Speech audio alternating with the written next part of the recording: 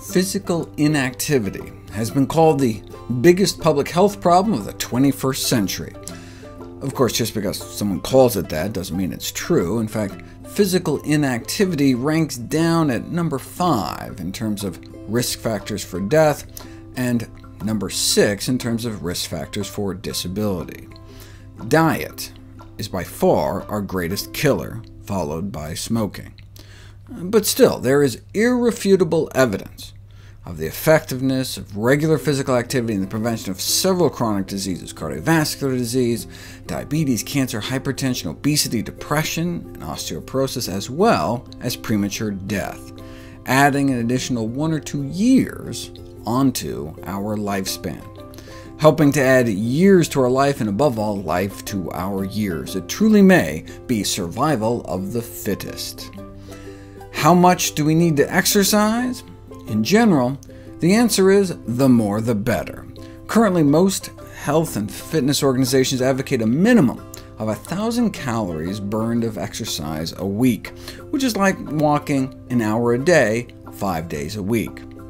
But 7 days a week may be even better in terms of extending one's lifespan.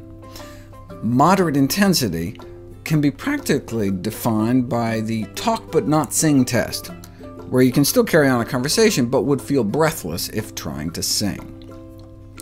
Exercise is so important that not walking an hour a day is considered a high-risk behavior, alongside smoking, excess drinking, and being obese. Having any one of these effectively ages us 3 to 5 years in terms of risk of dying prematurely. Though interestingly, those that ate green vegetables on a daily basis did not appear to have that same bump in risk.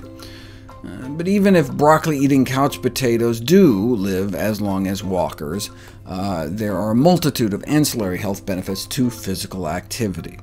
So much so that doctors are encouraged to prescribe it, to signal to the patient that exercise is medicine, in fact, powerful medicine. Researchers at the London School, Harvard, and Stanford compared exercise to drug interventions, and found that exercise often worked just as well as drugs for the treatment of heart disease and stroke, the prevention of diabetes. Of course, there's not a lot of money to fund exercise studies, so one option would be to require drug companies to compare any new drug to exercise.